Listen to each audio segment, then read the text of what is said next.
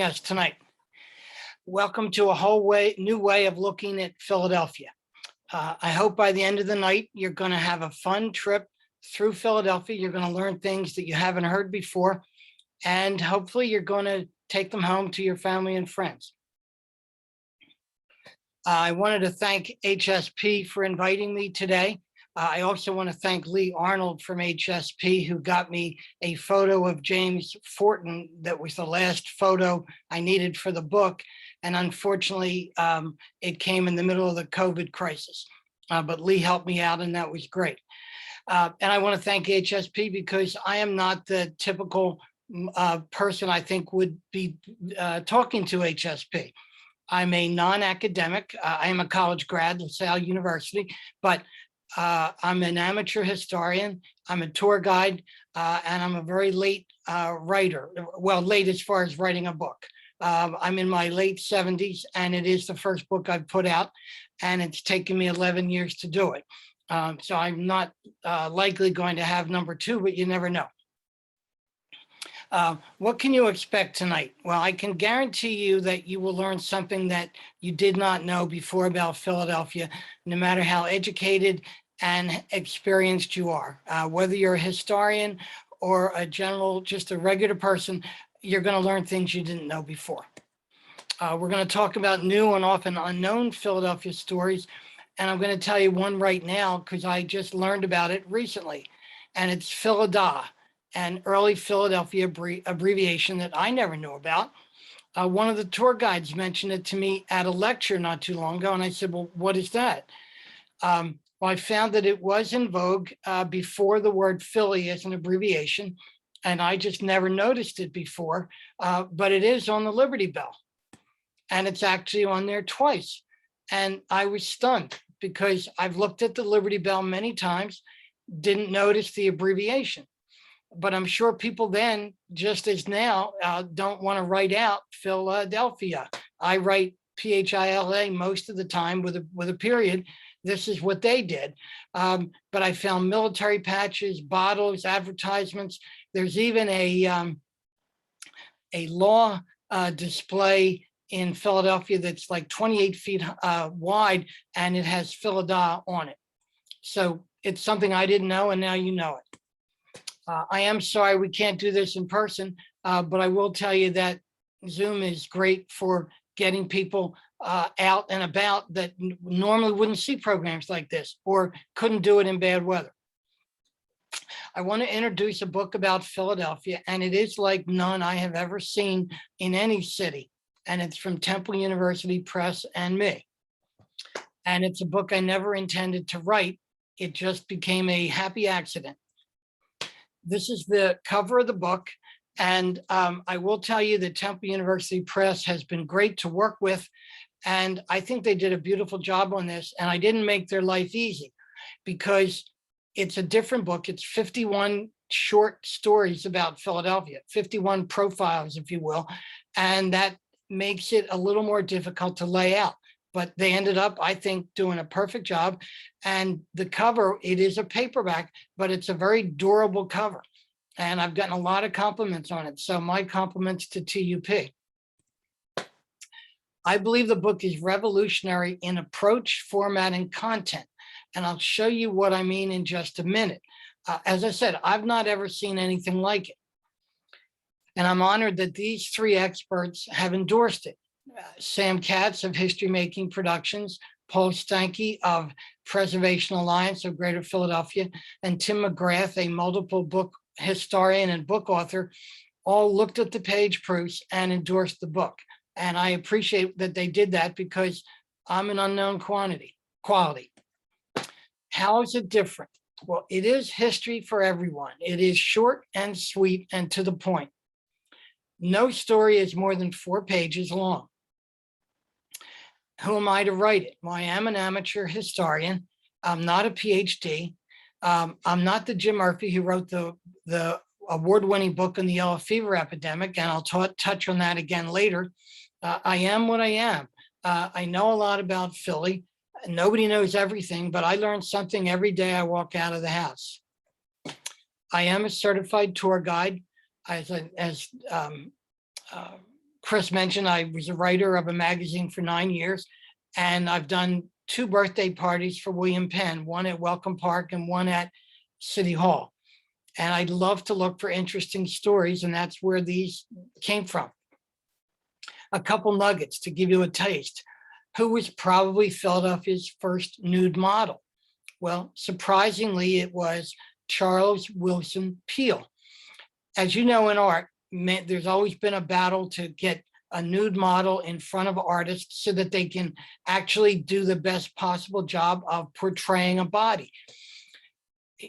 Peale tried it with a young men's group at one point, and they just wanted no part of it. He later had a group that was willing to have a nude model, and he had a baker who was evidently quite well built who was going to do it, but the baker was bashful. At the last minute, he said, "I can't do this." And at age 70, Charles Wilson Peale doffed his clothes and stepped out in front of the artists. So he's probably the first. What's the Philadelphia Eagles connection to the U.S. Custom House?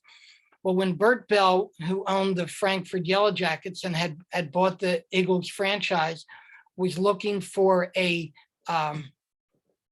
symbol, I can't think of the word right now. And as you get older, I'm in my upper 70s, there are going to be words that suddenly go away. But he was looking for a name for his team. The National Recovery Act had just come into being, and actually the Custom House was built right before it, but the NRA's Blue Eagle was all over in advertisements and in publications. Bert Bell noticed it, talked to his wife about it, and said, maybe we should be the Philadelphia Eagles, and that's what they became. Where was the Liberty Bell secretly damaged? I found out when I was looking at the nominations for the National Register of Historic Landmarks that it was damaged at the 1893 Chicago Exposition. We sent it out there on a train, and it evidently got another final crack. What Philadelphian has more than 40 towns named after him? Well, it turns out it is Stephen Decatur. He was a Commodore in the US Navy. He was an extremely amazing man. He pulled off the most important and celebrated military victory in, I'm trying to think, I guess it's the 18th century. The USS Philadelphia had run aground in Tripoli, and the Barbary Coast pirates were using it as a weapon. They were using it to basically shoot at other people coming into their harbor. Decatur and a bunch of men under cover of darkness, and after they captured a tiny ship, got on board the Philadelphia and burned it. And I think it was Admiral Nelson called it the most amazing and exciting victory in that time period. And there are over 40 towns and cities, towns, boroughs named after Stephen Decatur. Where is the city's first Pennsylvania historic marker with the word riot in the title? And that would be at 6th and Lombard, and it was the Lombard Street riot. There is an earlier Pennsylvania marker for a riot, the Christiana riot, but this is the first one in Philadelphia. And what statue may be the second most photographed in Philadelphia? Well, I would say it's probably John Barry behind Independence Hall. I almost never walk through there where there aren't at least 3 or 4 people taking Barry's picture. And unlike most statues, he's not just standing there. It looks like he's pointing at the Delaware River where so many of his victories took place. So that's a touch of the book. And this is the only one I've ever seen that profiles the Historical Society of Pennsylvania, the Library Company of Philadelphia, and the Athenaeum of Philadelphia. And in the Library Company profile, I talk about the first book thief from the Library Company, who turned out to be the son of a prominent novelist, Charles Brockden Brown. You can read this book wherever you want, on the subway, on the bus, waiting for somebody, even in the bathroom. It's short and sweet, and it is like a survey course. It's fast, fun, and interesting. And if you don't like the first one, the second, you just go on to the next. I did approach every story like a detective. I would see a sign, I would see something about a Philadelphian, and I would want to learn about it. And it would take me 25 to 35 hours to write that story. But I think the end result gives you a lot of information in a very short space. And here is a friend of William Penn that I want everybody to know about. Her name is Elaine Peden. She spent 10 years and over $10,000 and 3 sessions of Congress trying to get William Penn and Hannah Penn made honorary citizens of the US. She finally accomplished it, and President Reagan signed the legislation for that. Very few people know about her, and I like to let them know because she made a big difference and has made a big difference in Philadelphia. The story behind the stories. Well, how do you pronounce Z-A-G-A-T? I used to think it was Zagat, but I did a short story for the Society Hill Reporter where I learned that the man whose name that is said it is pronounced as that to rhyme with the cat. So the name, I assume, is Zagat. And he himself would answer the phone when people would call, and he would pronounce his name and they would tell him he pronounced it wrong. Anyway, that story got me started writing for the Society Hill Reporter, and they were historical stories, and they were short. Short copy is hard to write. And as Mark Twain said, I didn't have time to write you a short letter, so I wrote you a long one. I wrote these articles for about 6 years, and then I moved over to the Queen Village magazine. And as I did, I got better at doing it, and I learned new ways to shorten the copy. What happened after I started writing these? Well, I had people whom I barely knew, but knew my name, would see me in the street and say, oh, I read your article last week in the Society Hill Reporter. It's the first thing I turned to. Well, of course, I liked that. And the more I heard that, the more I realized that maybe I was onto something. And then after about 7 years, I decided maybe they should be in a book. And that's where they are now. My writing helped my tour guiding, and my tour guiding helped my writing. I learned things about William Penn from doing a story on Francis Daniel Pastorius. And then I learned things about Pastorius that affected my knowledge of Penn. So everything worked together. My aha moment came while I was waiting to do a tour for visitors from Mumbai. And I was waiting at the Constitution Center for their bus to arrive. And I thought, I wonder what Philadelphia looked like when William Penn came here. And what I learned was completely different from what I had heard before. So I eventually began doing stories and a program on the amazing success of William Penn. A couple quick facts. I didn't know that William Penn wanted a 10,000-acre city. He couldn't get it where he first wanted to in Upland or near where Chester is today, because the Swedes and the Dutch had been there long before, and they weren't willing to be bought out. So he moved downriver. But when he started Philadelphia, I always heard it was farmland. Well, it was farmland, but it was farmland that was full of forest, mostly hardwoods. So he ended up with a 1,280-acre city that he had to cut out of hardwood forest. And so it's a very different story than I had heard. Let's look quickly at the book, and I'll show you why I think it's one of a kind. By the numbers, that there are 51 stories. There's a 34-page bibliography and a 7-page index, and you can get it at local bookstores, bookshop.org, and amazon.com. Why this book? It is a history buffet. I never read most of the things I have in here until I researched them.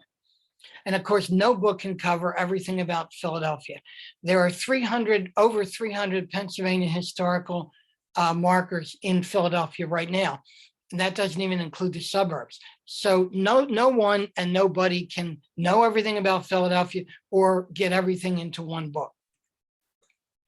This is the cover page of the book, and it shows you Independence Hall, and it's dedicated to Penn and Ben. As a tour guide, I do not let any group get out of the city without knowing about the great things that happened here because of William Penn and Ben Franklin. To me, they are our two superstars, and I have to make sure that people leave knowing that's what makes Philadelphia so completely different. There is a map in here put together by Amy Grant, who I worked with at QVNA magazine in the 5 years that it was in existence, and I still work with her today, and she did a beautiful job on this map. Here's why I think it's unique. Every story has a headline and a subhead, so you have an idea what it is and should you bother reading it. Every story has short bullet copy. There is a publication, an internet publication, I think it's Axios, will charge you $10,000 to your company to come show you how to write short bullet copy and headlines that make sense. I've been doing it for many years, and I've done it here, and I hope you can read this little bit that I have up there. But it shows you some of the interesting oddities that I look for. Everything has fast facts. So you have an idea where it is, how long it's open, why it's important, what to look for. And there are nearby attractions in every story. Aaron Josephus, who is the editor at Temple University Press, suggested this, and I thought it was a great idea because you can use this as a history book, you can use it as a tour book, and everyone has a photo. This is a photo of Panama Street near 13th, and again, it's very much a symbol to me of William Penn's green country town. I think I'm the perfect person to do this because I'm inquisitive. If I see something, I want to know more about it. And while it was difficult during the pandemic to go to libraries and other institutions, I could get so much online, and that's been a godsend. Let's look at a few stories in detail. Why do we know so little about Robert Smith? Maybe it's just too common a name. Here is his historic marker on 2nd Street, I'm going to say between South and Bainbridge. And it tells you a little bit about him and what he did. But he did a lot more that we don't understand and know about. First of all, Christ Church, he added the steeple with the help of William Penn, who used 2 or 3 lotteries to raise the money. And Christ Church was the tallest building in America for 50 years or close to it, and the tallest building in Philadelphia for 100. And you could see the steeple as you came up river. Robert Smith did this work. He also designed Carpenter's Hall, which was a huge vote of confidence from the Carpenters Company because they were the best. And it appears that he was the best of the architects or carpenters or whatever word you want to call them. We didn't use the term architect at that time, but Smith could do just about anything. And this is his name on a book in the Carpenters Hall Library. It just says Robert R.O.B.T. Smith, his book with the date. He had many books there. He built, I believe, 8 of Philadelphia's churches. He built the Nassau Hall at Princeton. He built, I know he built, and he may have built part of Pennsylvania Hospital. He was the go-to guy, but he did more than that. In 1777, in September, the British took Philadelphia, but they couldn't get their ships upriver. And they had 250 ships in the Delaware Bay or in part of the Delaware River trying to get supplies up. They couldn't get them here for 2 months because Smith, as I said, when you get older, you start to get facts mixed up. Smith helped build these things that would impale a ship. They were called chevaux de frise.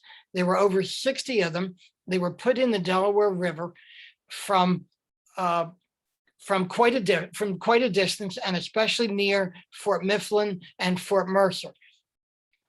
The British finally got through them after bombarding and destroying Fort Mifflin in November, but they gave George Washington just enough time to get to Valley Forge.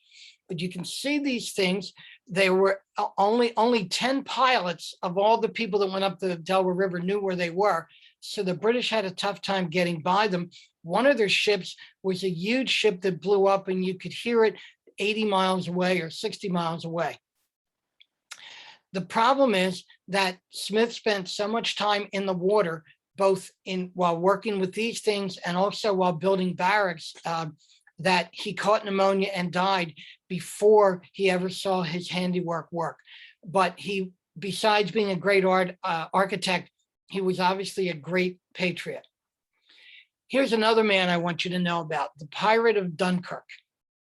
He actually began as a privateer, and there were many countries used privateers to get supplies. Eventually, he was recognized and noticed by Ben Franklin, who gave him a commission to be in the US Navy. He terrorized the English, and I loved it because he took the fight right to the English Channel. Now, this is the English Channel. You can see it to your left, and Dunkirk is there circled on the right. It was a French city, but the French were trying to make the English happy. And the English were not happy at all that Cunningham was there with a ship. Almost immediately, he captured 2 British merchant ships, and then the English asked that his commission be taken away from him, his papers. He came back on another boat, did not get at the helm until he left the harbor, and and that ship was called the Revenge. And he definitely, it was wisely named for him. He took the battle to the English. He captured 60 different ships, 4 in one day. And the English were so afraid of him that they had either 5 or 6 men of war in the English Channel trying to capture him. He eventually did get captured in coming out of New York. The English put him in a horrible prison. The king had said, "I want to be there when he's hung." And George Washington said, "If you hang him, I'll hang 6 of yours that I have here." In the meantime, Cunningham escaped and got back home to Philadelphia. Did he get good treatment there? No. The US government, the Congress said, "Well, we don't see any paperwork. We don't have any record of what you've done." So he got nothing for it. He deserved far better treatment than he got. But there is a rest of the story. And if you remember Paul Harvey, who used to be on radio, he always had a rest of the story. In 1902, in a Paris shop, a man paid $2 for a John Hancock signature. That John Hancock signature was on the commission papers for Cunningham, however you want to pronounce it. So he was legit. He should have been paid. And what you can do is go visit his grave and tell him you thank him. Here is, to me, one of the greatest Philadelphians of all time, and one that doesn't really get due justice. His home was not too far from mine, near 3rd and Bainbridge. He was, in my opinion, an amazing human being, and he's the one photo I had trouble getting. Even he, as a business leader and as a Black man, he could not go out on July 4th after something like 11 o'clock because he would be attacked. That was the way it was. And as he said, why is it that on the day that we should be celebrating independence, Black people have to stay inside? What he did as a human being amazed me. He had a special skill. He was a great marble shooter. And I'm going to back up for 1 second. He was captured on his 2nd ship as a young man. I think he was 14 years old. And he was on a prison ship in the New York harbor. And I think 8 people died a day in these prison ships. He had the opportunity to get off because of his marble shooting skill. The captain of the ship had a son who was, I think, 12 or 14, I forget the exact age, who took a liking to James Fortin, was impressed by him, and was amazed by his shooting skill, his marble shooting. He showed his father, who was the captain, Captain Braisley, I think was the name, Baisley or Braisley, was so impressed by Fortin, he said, "I'd like you to come live with us in England, and you could be kind of like a big brother to my son." And Fortin turned him down flat and said, "I'm an American. I'm here fighting you guys. No, I'm not going to do that." So he went back on the prison ship. Fortin came up with an idea to get off the ship. He was fairly small. He thought he could smuggle in the, I guess you would, whatever you call the bag that the people who were coming off the ship carried.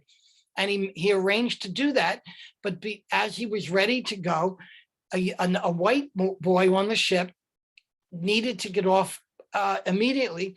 Fortin gave up his position and actually carried that guy in a bag off the ship to freedom, and then went back on the ship for more servitude. He was just an amazing human being. For those two things, a lot, just by that, I think he was marvelous. He also saved 12 people from drowning and was very happy with an award he got for that. And right this minute, I can't remember the name of the organization, but he kept that certificate in his front room because he was so proud of it. Again, his shop was located, I think it was on Water Street, right near Bainbridge, and he went in and saved a lot of people. And he deserves a lot more recognition than he got. These are things I learned writing this book, that I should have called myself Jim Noce. And my wife's name is Noce, and she's right, because a famous Jim Murphy has written a number of books, especially one about the yellow fever epidemic. And Murphy was very common in Delaware County, and Jim was the most common surname in people born in the 40s and 50s. I'm sorry, from 1940 to 1950. So put the two together, it's too common. I'm trying to get it, this chain, this is Google Books. They still have Jim Murphy, his picture on my book. For 4 months, I tried to get Amazon to change my bio and photo. They finally did it. And then right before the book came out, I noticed that the number of pages was listed wrong. When they changed that, they put his photo and bio back. Fortunately, I eventually got that changed, but Google still has it wrong. For a book, unlike magazines, you need a signed release for everything, even photos of murals and photos of monuments. I even needed a release for this photo of the Irish Memorial, which has been out there for many years. It's a marvelous monument, the biggest bronze monument in Philadelphia. And I even needed a release for this, but the man in charge of it gave it to me almost immediately. Because of the BBC, I had to revise my story on the Mason-Dixon line. People don't realize that the Mason-Dixon line started in Philadelphia. I'm sorry, the survey began in Philadelphia.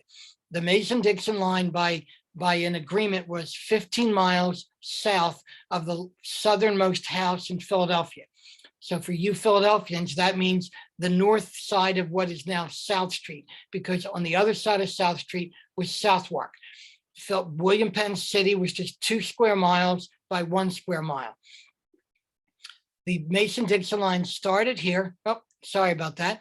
Started in Philadelphia, and it's now the house that they marked as the southernmost house will now be under the South Street pedestrian bridge in the middle of I-95. What people don't know was that the Mason-Dixon line, the vista for it, was not 3 feet wide, which a number of historians and newspaper people have said. It was 27 to 30 feet wide. So you had about 160 people going through the Maryland countryside, cutting down trees.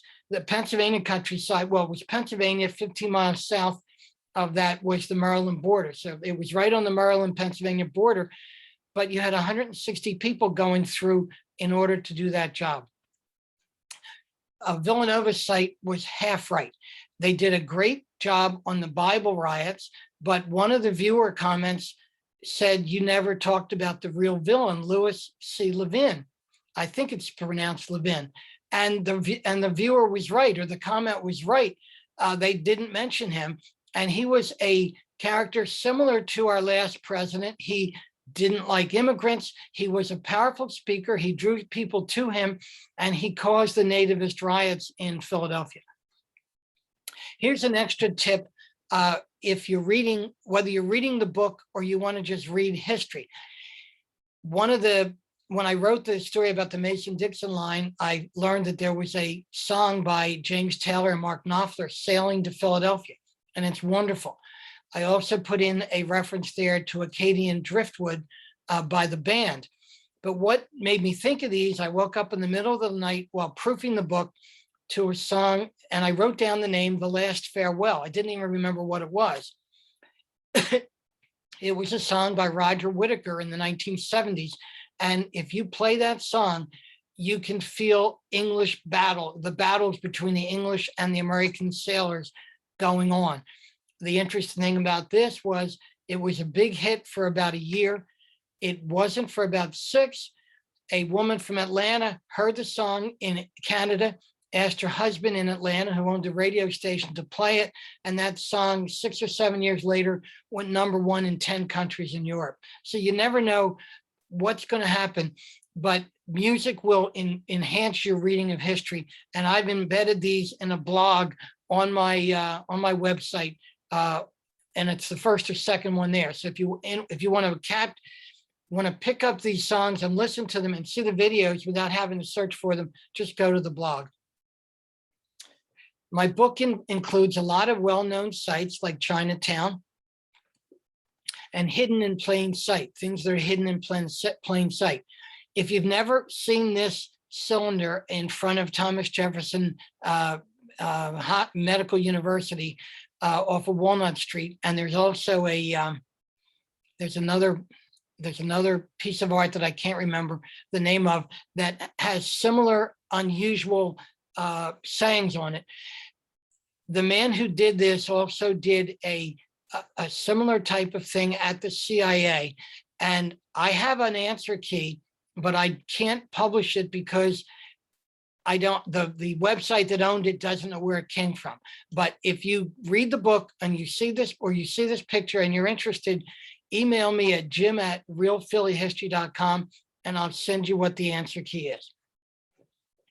I go from glittering mosaics near South Street, like this of Isaiah Zagar. And this is a self-portrait that he did. This is not in the book, and you'll never see it again on the street because it's on the wall of the demolished Society Hill Playhouse. This shows his love of fishing, and that is supposed to be a fish hook above him. I also take you to the Philadelphia Lazaretto on the Delaware River, and I get more questions about this than from anything else I talk about in the William Penn program.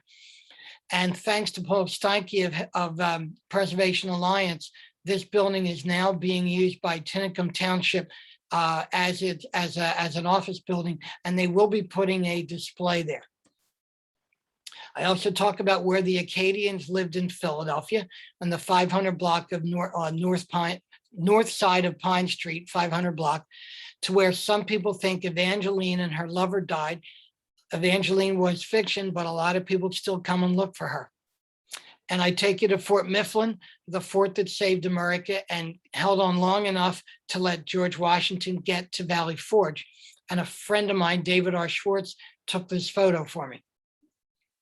I also talk about Philadelphia's Triple Treat. I have never seen anything like this, and I traveled through a lot of Europe in 1970. These are 3 national historic landmarks, each completely different in look and style. They started within about 3 years of each other, and they're located within 300 steps of each other. You have the Pennsylvania Academy of the Fine Arts. You have the Masonic Temple, and a tour guide said to me one day, you don't need to go to Europe. You can just go here and you can be like you're in Europe, and it's true.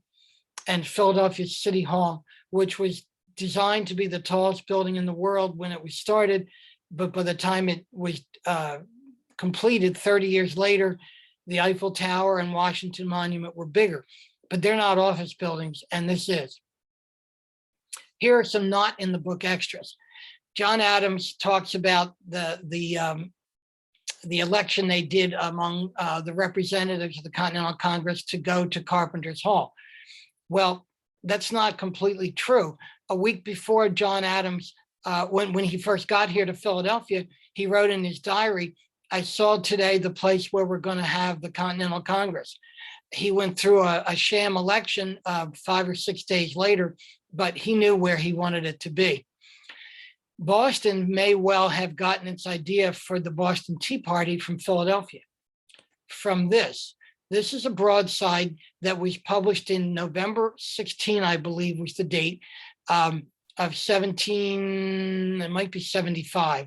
And it warned the pilot that was coming up on the good ship Polly that they were going to tar and feather him if he continued with his trip. He turned around. I believe the owners of the ship had it turned around, but John Adams said he saw this, and it went from the tavern, City Tavern. It was there, and it would go by horseback all over the eastern seaboard, and it was seen definitely in Boston. And John Adams said it was a kind of an idea that they thought about when they started the Boston Tea Party. My hope with the book is to get Philadelphians touring their own city, to attract people from across the country and around the world, and actually to get people back here who were born and bred in Philadelphia and who have moved away, because I think it'll interest them. I want everybody who reads it to say, I never knew Philadelphia was so interesting, and I want them to get more familiar with Philadelphia. This is the book.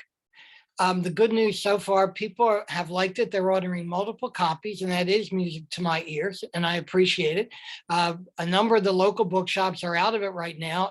I did not find it today at Head House Bookstore. I know Barnes & Noble had one the other day, and they had reordered last week, and I believe they're out of it again. And Shakespeare and Company was out of it. So I'm hoping they have reordered because I'm hoping that people get it for Christmas as gifts. It is perfect for grandparents, parents, children, and for anybody who loves history. And if you buy the book and like it, please review it on Amazon. They mean a lot. Here's your special bonus for coming today.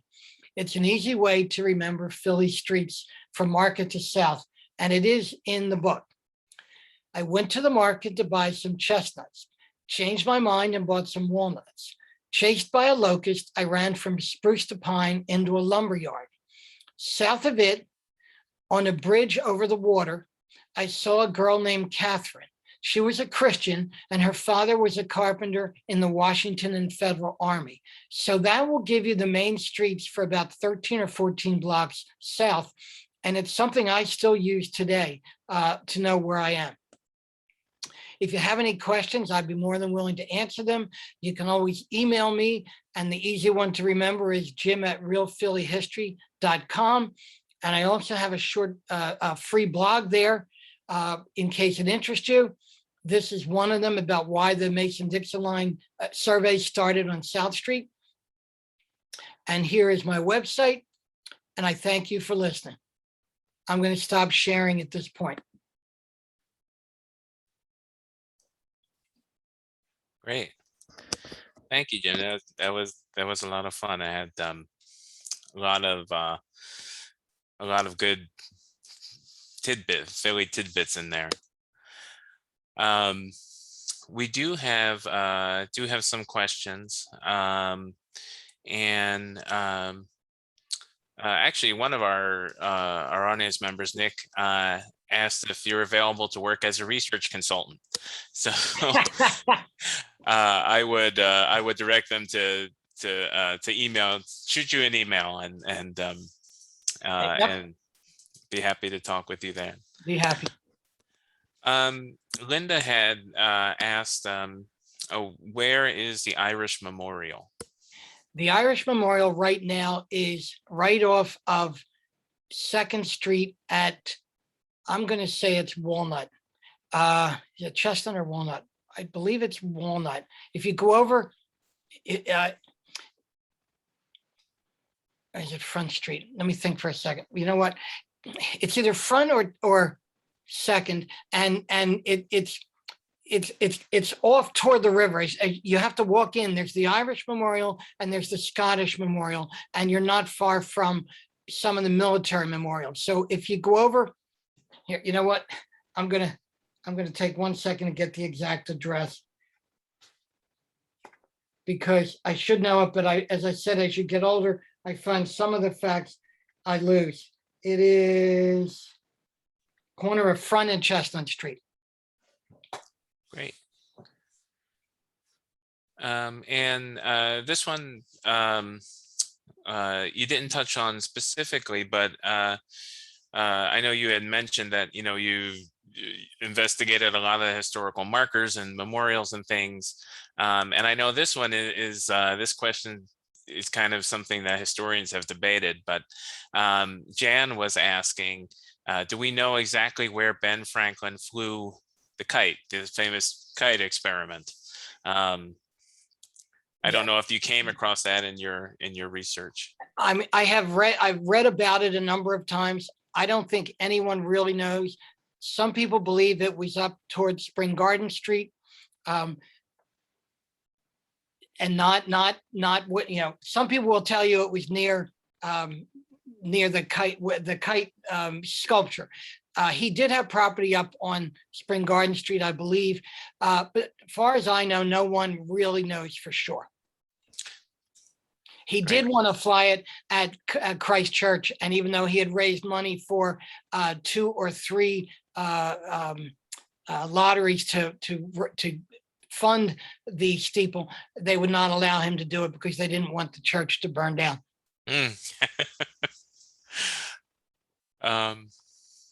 There's another question. It says Springettsbury near the art museum. Do you know if there's a painting of it? I'm sorry, I didn't hear the question. It says Springettsbury, which is near the art museum. Is there a painting of that? Not that I am aware of. My impression is that, if I have it correct, that I thought it was closer to where the Fairmount prison is. And I believe at one point, William Penn had a French viniculturist trying to develop viniculture, the grapes that would be perfect for Pennsylvania. And I believe it was right near, somewhere in that area near their Eastern State Penitentiary, which I know was called Cherry Hill, but I think it was also called, I believe it was called Springettsbury. If I'm wrong, someone correct me, but that's my understanding. Okay, great. And I was just wondering, did you get a chance to? I know you were doing a lot of the research during COVID, which is difficult, of course. Were you able to come to HSP at all to look at our records? I was there, and I'd say 3, 4, or 5 times I was at HSP. And I also earlier had interviewed Lee Arnold there and went back and sent it to him to make sure the facts and figures were updated. But yeah, I love HSP. And I also find people, until I went there, people didn't used to go to the library company. They have great exhibits there, and many of them are digital. So they and HSP and the Athenaeum are all putting on marvelous programs. I mean, you can't live in Philadelphia without going to one of those every at least once a month, because everybody's got great programming. Great. Somebody was asking about Ringwood Manor. They were wondering where that may be. I'm sorry, I'm drawing a blank on that one. Yeah. And one thing I try not to answer a question that I don't know. And I just don't know that one. No problem. Someone asked about, do you know anything about Bush Hill? Was it used as a hospital during the yellow fever epidemic? Yes, it was. And Stephen Girard, who had yellow fever as a boy, and I assume was either immune or less vulnerable to it, helped patients there to recover. I mean, he might have been the richest man in America, but he did what he had to do to help save people there. Great. Oh, and somebody in the chat just mentioned Ringwood is in New Jersey, northern New Jersey. Oh, I forgot. That's the one that had the Chevaux de Frise. I wasn't making the connection because that's the only time I was researching them and I got permission to use it, but I don't know much about Ringwood. No problem. Great, thank you. And I have to say, as in another life, I actually worked at Fort Mifflin. So I was very happy to see Samuel Smith and and Fort Mifflin get mentioned. So so thank you for mentioning that. That was a lot of fun. It's a great place to go. It's a great Yeah, it place is. It is. a very important place. Jan also asked, is there any interest to rebuild the Slate House? Not that I'm aware of. I haven't heard anything. I mean, you have the miniature at Welcome Park, but I have not heard anything about the slate roof house in recent years. Great.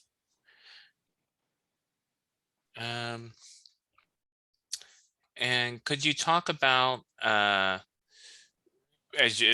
when your duties as a tour guide, could you talk about maybe some of your favorite stories you love to tell as you're giving a tour? Well, one of my favorite tours of all time, and they wanted some stories where I had a group called Women Running the World, and they are from England. And one of the people I used to work with at Devon Direct was over there with them in London, and she asked me to give them a tour, and she wanted something salacious. So I was behind behind Independence Hall, and I was telling them about John Barry first, because I like to make sure people understand what he did during the British occupation. And then I started to talk about William Howe, General Howe. There were a lot, and what was interesting is in this group, one was a relative of John Barry, and one was a relative of General Howe.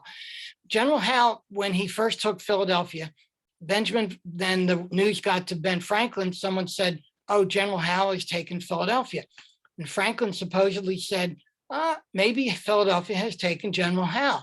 General Howe seemed to become very used to the luxurious life in Philadelphia. And he had a woman friend named Mrs. Loring, who was the wife of one of Howe's officers. And Mrs. Loring and General Howe were together all the time. And the Americans started making doggerel about General Howe and Mrs. Loring. He wakes up after snoring. And then even the British got in and said something about, "Sir Billy, go out and get General Washington. Why are you staying in your room?" And he eventually was relieved of command. He basically stayed in Philadelphia, enjoyed the nice life. They gave him a huge celebration. I think it was in June, called the Mesquions, and they had jousts. It was just an extraordinary exhibit of the people who were the victors at the time. But he didn't do anything, and he eventually went home. So they liked that story, and it's basically true. She either was a courtesan or she wasn't, or she was just a good friend. No one's quite sure, but they said she could outdrink General Howe. She loved to be at the table and could beat him in cards, and was the subject of a lot of rumors. So that's one of my favorite stories. Very cool. Benita had asked, have you read The City of Brotherly Mayhem? And if so, did it influence any of your research? I have not read that. There was a book by a very flamboyant, or a horribly written book about Philadelphia. And I can't pull the name out, but I don't know The City of Brotherly Mayhem. I'm sorry. I might, if it's something I should read, I'll look at it. But no, it didn't influence me. But there are so many books out about Philadelphia, and there are so many stories. And as I said, the most difficult thing here was I would start with 3 times as much copy as I needed, and I had to just keep cutting it down to fit the format. So many things got away that I would have liked to have included, but in writing, as you know, they talk about you kill your babies. You have to kill your babies, and if you have some that won't fit, you have to pick what's important and eliminate the rest. Mm-hmm. Great, thank you. Um, Oh, Ron Avery, okay.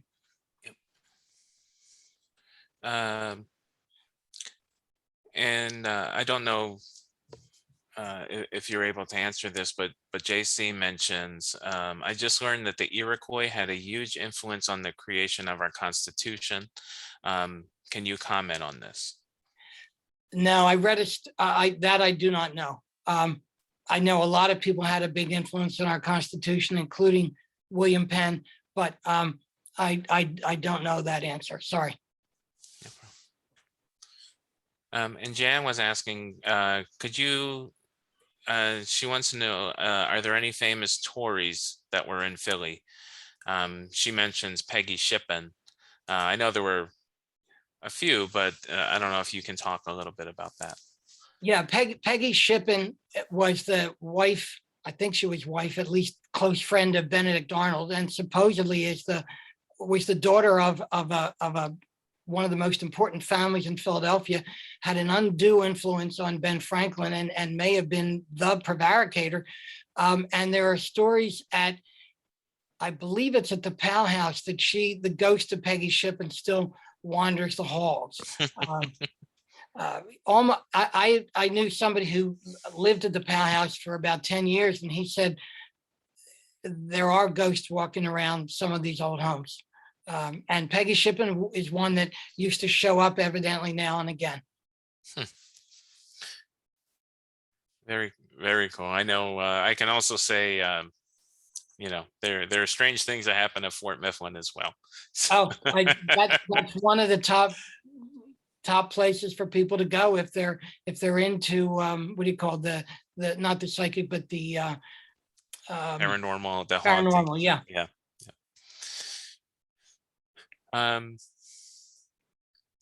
Jan asked, Mesquia was in Southwark. Is that also the Wharton Mansion? It is.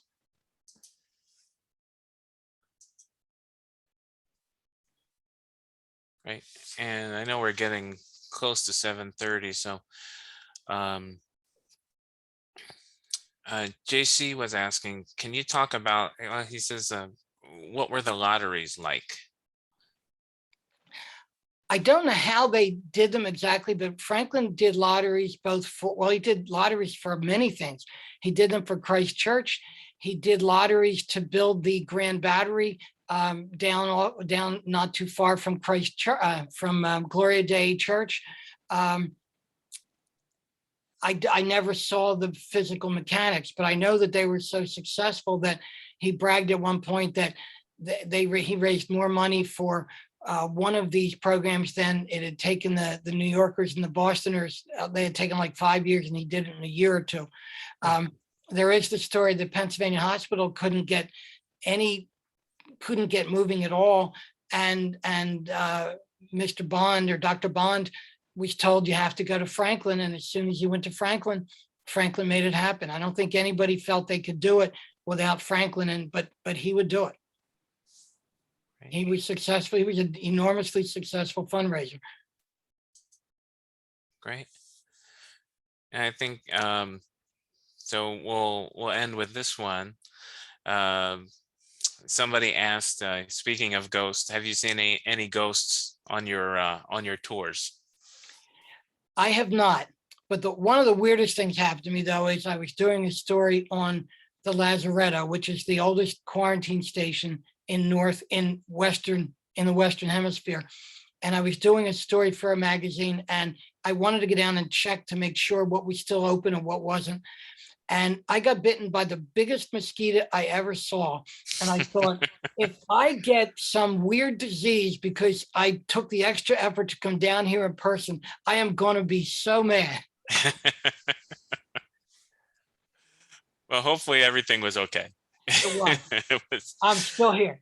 Great. So yeah, we're just about out of time. I know we didn't get to all the questions, but I would say, you can email Jim with any questions there. And again, you can find the copy of his book, Real Philly history real fast. I put a link out in the chat to the temple website page. I know it may be, it may be hard to find a little bit locally, but I would also, it is available on Amazon and a lot of the online booksellers as well. So The Jim, go the ahead. I'm nice thing sorry. is it was up to number 6 today in on Amazon Philly travel books. So it moves up and down, but it's hanging in there pretty good. And if the bookstores keep selling it out, I hope they keep reordering. Great. Yeah, I hope so. It seems like, something I'm going to pick up and have for my library. So it was a lot of fun, Jim. Thank you for a fun and interesting presentation. And I hope everyone has a good evening. Thank you very much. Thank you. Have a great one. Bye-bye.